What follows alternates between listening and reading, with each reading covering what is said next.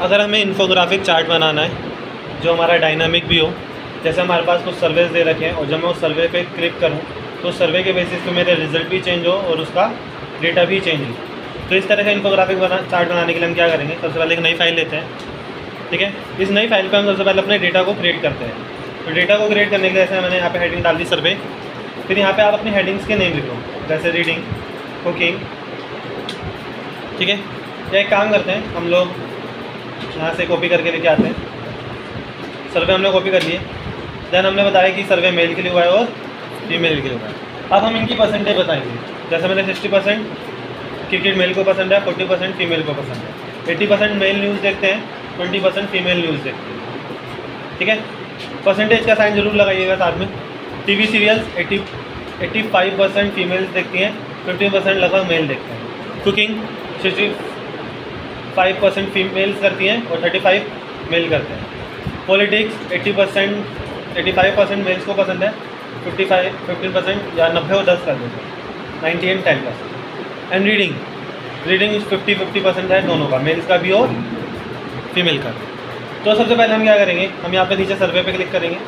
सर्वे अपना heading copy कर लेते हैं। अब मुझे यहाँ पे सर्वे बनाना है, तो उसकी हम एक ड्रॉप डाउन लिस्ट बनाना चाहते हैं। तो लिस्ट बनाने के लिए क्या करोगे आपने ब्लैंक स्पेस पे जहाँ पे लिस्ट चाहिए वहाँ पे कर्सर रखोगे, then go to data menu. यहाँ से आप डेटा वैलिडेशन में आएंगे। डेटा वैलिडेशन में आने के बाद आप अलाउ करेंगे लिस्ट। आपको क्या बनाना है, लिस्ट, अलाउ लिस्ट, सोर्स। उस लिस्ट का सोर्स क्या होगा, सोर्स होगा मेरा सर्वे। Then click okay. अब यहाँ से जैसे आप ओके करेंगे तो आप पे सोर्स आ जाएगा। तो आप इस सोर्स से यानी ड्रॉप डाउन लिस्ट से कुछ भी सेलेक्ट कर सकते हैं जो भी आपको चाहिए।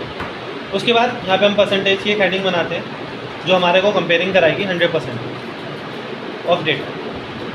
अब मैं चाहता ये हूँ कि जो मेरा सर्वे आया है उसके हिसाब से उसकी परसेंटेज रेशो यहाँ पे अपने आप आ जाए, मेल और फीमेल की।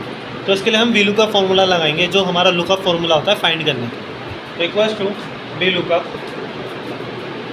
सबसे पहले पूछा है लुकअप वैल्यू, तो लुकअप वैल्यू मेरा सर्वे हो जाएगा, कॉमा टेबल एरे, तो मेरा टेबल एरे हो जाएगी पूरी टेबल जहाँ से मेरा डेटा मुझे चाहिए, comma 2 for male and then comma false for exact match,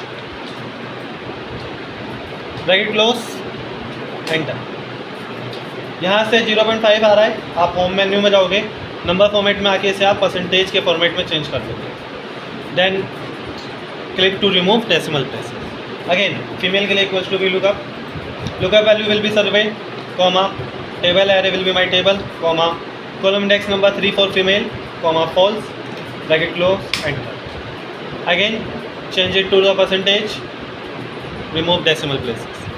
Now if you change the list from here, आप यहाँ से डेटा चेंज करेंगे तो देखिए आपके हिसाब से आपका डेटा की परसेंटेज चेंज हो रही है।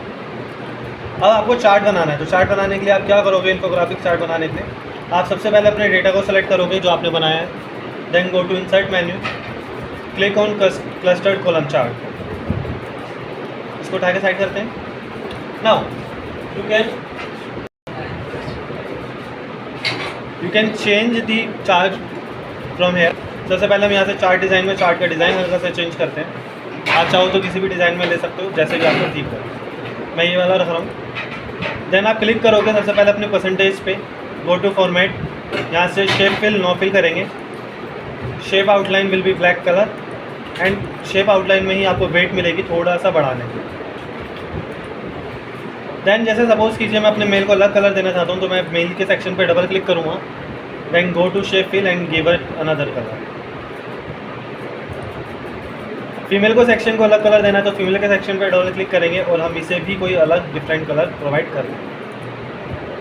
देन जब हमने डबल क्लिक किया था तो हमारे पास यहाँ पे फॉर्मेट डेटा एक्सेस आ जाएगा। अगर ये ऑप्शन ना खुल के आए तो आप क्या कर सकते हो, आप राइट क्लिक कर सकते हो और राइट क्लिक करने के बाद आप यहाँ से फॉर्मेट डेटा पॉइंट्स पर क्लिक करेंगे। देन यहाँ से आप सीरीज़ ओवरलैप को फुल कर देंगे, जिससे आपकी सीरीज़ ओवरलैप कर जाएंगी, और गैप ऑफ विड्थ को आप थोड़ा सा कम कर लेंगे, जिससे इन दोनों के बीच का गैप कम हो जाएगा। नाउ अब आप जैसे ही यहाँ से अपना चेंज करेंगे चार्ट का सर्वे, तो उसके हिसाब से आपका इन्फोग्राफिक एंड डायनेमिक चार्ट भी चेंज होती रहती है।